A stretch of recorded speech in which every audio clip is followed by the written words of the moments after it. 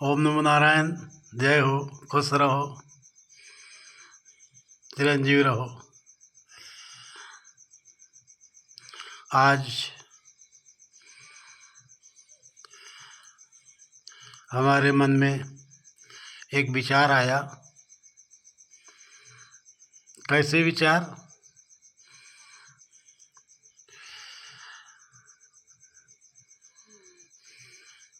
कर्मों का अति सूक्ष्म प्रारब्ध फल हम या आप या संसार में कोई भी, हर आदमी एक अपनी प्रवृत्ति पर जीता है। अपनी एक रची हुई और स्वाभाविक दिशा पर ही चलता है।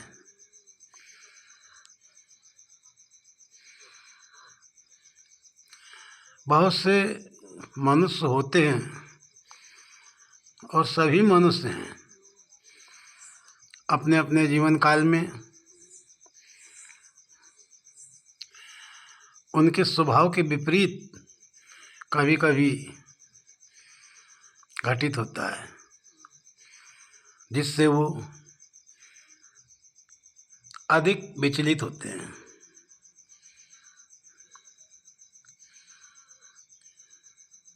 ऐसा नहीं होना चाहिए। हमारे इतिहास में, भविष्य में और भूतकाल में हो चुके हैं। उन्होंने इस कर्मों के रहस्य को भी नहीं समझ पाया है।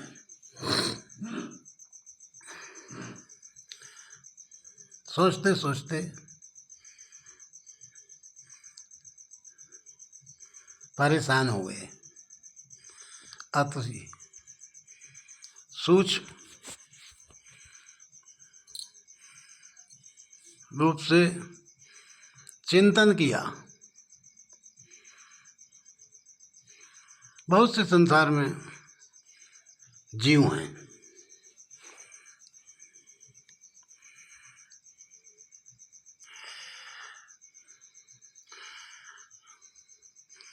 कर्मों का सूक्ष्म प्रारब्ध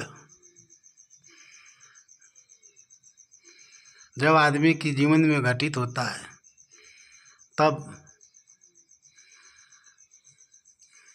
वो ये देखता है कि उसकी जिंदगी में किस तरह से घटना घटित हुई और कैसा समय आया।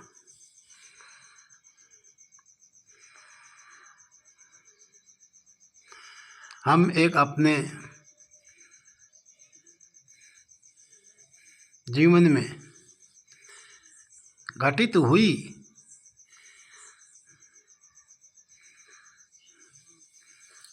उस घटना को हम अपने कर्मों के अति सूक्ष्म प्रारब्ध फल का ही घटित होना मानते हैं। क्यों? क्योंकि हम अपने जीवन काल में ऐसा अपना स्वभाव बचपन से ही बना रखा। हमेशा दया भाव, हमेशा किसी को कभी भी गलत शिक्षा न देना, अधर्म की तरफ प्रेरणा न करना, ऐसे व्यक्तियों से जानकारी हो तो दूर बैठना, दूर रहना। खाद्य सामग्री की तो बात छोड़ो, कभी किसी भी प्रकार से बचपन में जैसे हम पढ़ते थे ना, तो उस समय भी कभी किसी का पेन, कापी आदि आदि बहुत से बच्चे चोरी करते हैं। अपने जीवन में ऐसा कुछ कभी ऐसे सोचा ही नहीं। समझा ही नहीं। आगे किसी को कभी ऐसी शिक्षा ही न देना, ऐसे विचारों वालों से दूर रहना, उसके बारे में कभी चिंतन ही न करना। कभी ऐसा कर्म दुनिया में करते हैं कुछ लोग, लूट, चोरी, बेईमानी, सब कुछ करते हैं दुनिया में, लेकिन कभी भी जीवन में ऐसी चीज़ों का संकल्प विकल्प भी न किया और न करना। फिर अगर अचानक कभी भी ऐसी घटना घटित हो, कुछ ऐसे उपद्रवी पदार्थों द्वारा घटना घटित हो और संसार उसी में दोषी ठहरावे, बतावे, तो ये प्रारब्ध का अति सूक्ष्म कर्म का अति सूक्ष्म प्रारब्ध था। शायद हमारे बहुत से अगले जन्मों से, बहुत अगले बहुत से जन्मों से शायद वो लगा हो, जो कि ऐसा प्रारब्ध फल अति सूक्ष्म से सूक्ष्म उभर कर सामने आता है, जो एक असहनीय कष्ट के बराबर होता है, जिसके बारे में सोचना ही नहीं। ये अपने ही इस जीव के ही कर्मों के हजारों बहुत जन्मों से कर्मों से फलों का परिणाम होता है। कभी जीवन में ऐसा घटित हुआ हो, लेकिन जिन जिन जीवों को मिला वो बहुत अपने को विचलित हुए, कष्ट में महसूस किया। भगवान राम जब अयोध्या लौट के आते हैं तो जनता उनके बारे में भी कुछ कहती है। वो स्वयं सुनते हैं तो अपने को ऐसा महसूस करते हैं जैसे अंदर दिल में किसी ने तीर मारा। भगवान भरत कहीं दूसरे देश में हैं, देखा एक ही रात में इस तरह का पासा पलट गया। भगवान राम ने सुना तो कुछ सहमे, भरत जी ने सुना, उनको भी संसार कह रहा है कि शायद उनका सम्मत हो। तो भरत जी यही कहते हैं कि मोरे शरण राम की पनही। ऐसे व्यक्तियों पर भरत जी का चरित्र स्पष्ट होता है कि जिन पर ऐसे ऐसे कर्मों के अचानक जीवन में उदय हो जाएं तो उन्हें, जैसे भरत जी कहते हैं मोरे शरण राम की पनही, ऐसे ही हम जैसे जीवों को भी उन्हीं की शरण लेनी चाहिए, जिनकी भगवान भरत ने राम जी की शरण ली। उनसे वो कष्ट भूल जाते हैं। जब उनकी शरण में गए तो वो फिर अपने कष्टों को भूल गए। संसार में बहुत से ऐसे आए हैं जिनको ऐसे ऐसे कष्टों से सामना करना पड़ा है कि जो असह नहीं रहा हो। जीव इस संसार में आया अपने अपने कर्मों को सहन करने में कुछ बहुत कष्ट का अनुभव किया है।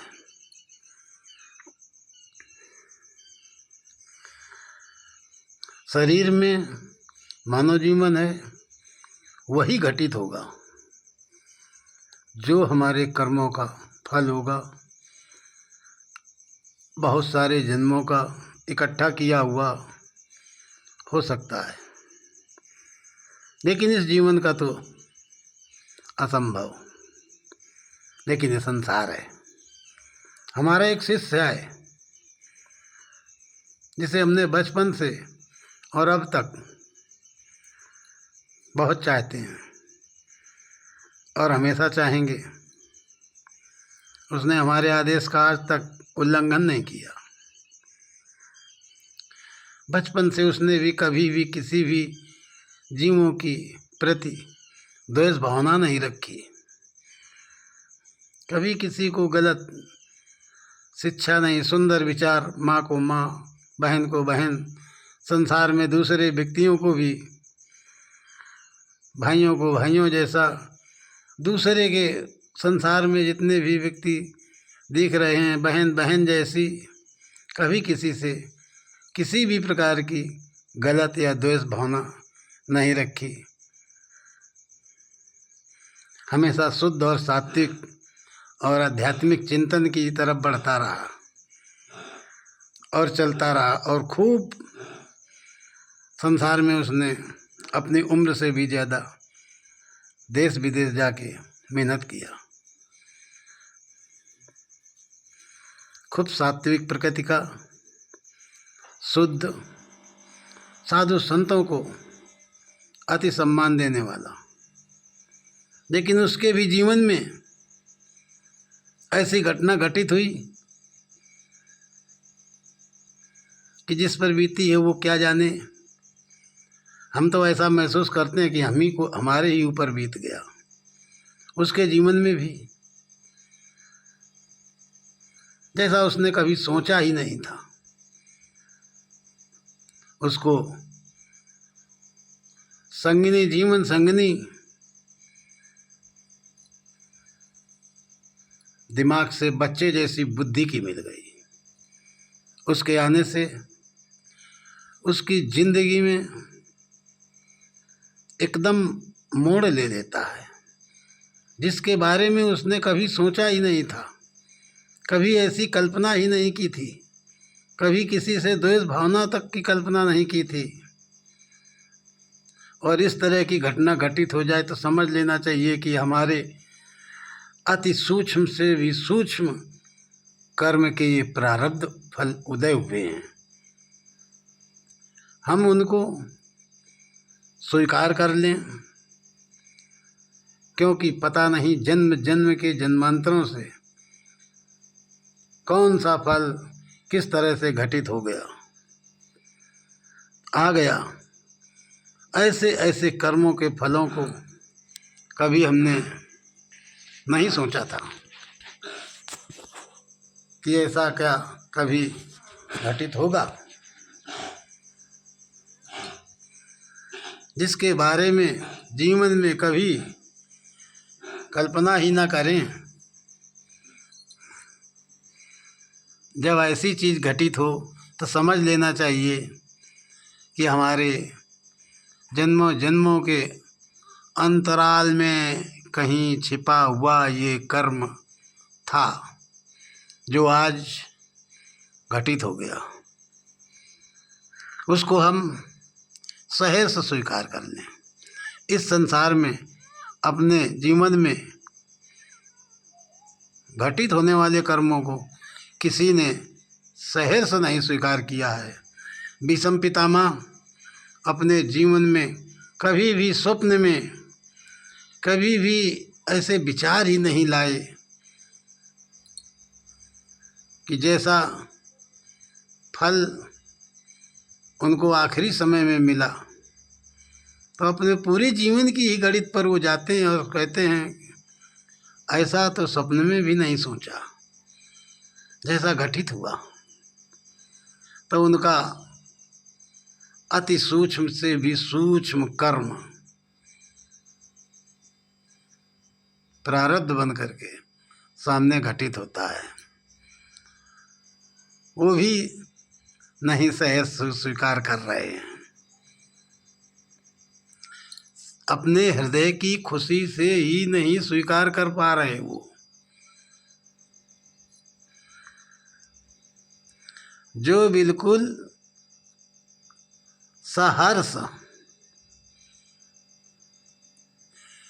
खुशी से ही उसमें सहमत हो जावे। ऐसा संसार में कोई नहीं हुआ अपने कर्म को, फल को भोगे, उसमें सहर्ष नहीं स्वीकार किया। कुछ ना कुछ तर्क वितर्क जरूर दिया है, हम भी दे रहे हैं कि ऐसा क्यों हुआ। मेरा एक शिष्य है, वो भी देता है कि ऐसा क्यों घटित हुआ, ऐसा क्यों हुआ। तब हम यही समझाते हैं कि ये उस परमात्मा का प्रसाद समझ लो, हमको उसने ऐसी जिम्मेदारी दी है ऐसा मान लो, या हमारे कर्मों का अति सूक्ष्म प्रारब्ध है जो हमारे सामने घटित हुआ है ऐसा मान लो। उसको सहर्ष स्वीकार करो। हमारे जीवन में हमें कुछ दोष हम पर लगे, हमारे कर्मों के अति सूक्ष्म ये फल होंगे, इस जीवन के तो असंभव हैं। क्योंकि जिसके बारे में कभी स्वप्न में भी ऐसा चिंतन नहीं, स्वप्न में भी ऐसी मोह माया नहीं, स्वप्न में भी अपने पास इतना अच्छा गुण और आध्यात्मिक ज्ञान और हुनर होते हुए भी चाहें तो हम कितनी भी माया इकट्ठी कर लें, किसके लिए, कितनी, कब तक, संसार के क्या जाने। वो तो जहाँ हैं वहीं से देखेंगे तो उनको वैसा ही दिखाई देगा, संसार का दोष नहीं है। हम उसको सहर्ष स्वीकार कर लें, हमारे साथ जो भी घटित हो अपने प्रारब्ध कर्मों का फल समझ करके स्वीकार कर लें, ऐसा हुआ। और कोई भी चीज़ नवीन नहीं रहती है, हमेशा परिवर्तित होती है, पुरानी होती है। नई चीज़ ज़्यादा दुखदाई है, वही जब पुरानी हो जाती है तो फिर उसकी आदत पड़ जाती है। इस संसार में केवल हमारे अनुभव से एक ही व्यक्ति हुआ है जिसने अपने प्रारब्ध कर्मों के फल को, अति सूक्ष्म से भी सूक्ष्म फल को सहर्ष स्वीकार किया है। वो हैं भगवान श्री कृष्ण। भगवान श्री कृष्ण को जब किसी बहेलिये ने तीर मारा तो वो तो शिकार पर गया, उसने भगवान श्री कृष्ण को देखा, हाथ जोड़ के रोने लगा। भगवान श्री कृष्ण ने उस कर्म को सहर्ष स्वीकार किया कि हमने कभी ये किया होगा, ये हमारे ही कर्मों का फल है। ऐसा उन्होंने किसी से शिकायत नहीं करी, ना बहलिए से कहा, ना किसी पर दोषारोपण लगाया उस परमात्मा पे कि मेरे साथ ऐसा क्यों हुआ। ऐसा तो मैंने कभी सपने में भी नहीं सोचा था। हम तो हमेशा ही धर्म के पक्ष में रहे, फिर इस तरह छिपकर ऐसा क्यों हुआ, ऐसा उन्होंने कुछ नहीं सोचा। उन्होंने ही सहर्ष स्वीकार किया था, बहलिए से कहा था कि परेशान ना हो, ये हमारे कर्म का फल है जो आज तुम्हारे द्वारा हमें मिला है। अगले जन्म में हमने तुम्हें छिप के मारा, आज तुमने मारा है, सहर्ष स्वीकार किया था। इसी तरह से हमको भी अपने जीवन में हर कर्मों के फल को, जिनके बारे में हम सोचें भी ना, उन कर्मों के फल अगर हमारे सामने आ जाए, हमारी उधर की प्रवृत्ति ना रही हो, कभी घटित हो जाए, हम भगवान श्री कृष्ण की तरह सहर्ष स्वीकार करें तो ज़्यादा उचित होगा, अच्छा होगा। क्यों? क्योंकि भगवान श्री कृष्ण ने प्रत्येक कर्मों को सहर्ष स्वीकार किया है। हम भी स्वीकार करें किसी पर दोषारोपण नहीं, और उसको निभा लें। संसार दुखी ना हो, उसको निभा ले जाएं, उसको हम कर ले जाएं, उसमें हम अपने को ढालते हुए ले जाएं, अपने को बचाते हुए ले जाएं। जैसे कमल जल में रहता है, ऐसे ही रहें। ठीक प्रारब्ध सूक्ष्म प्रारब्ध कर्मफल मनुष्य को जीवन में ऐसे घटित होते हैं, मनुष्य उनको जान नहीं पाता है। ये मनुष्य की भूल है। जय हो। ओम नमो नारायण।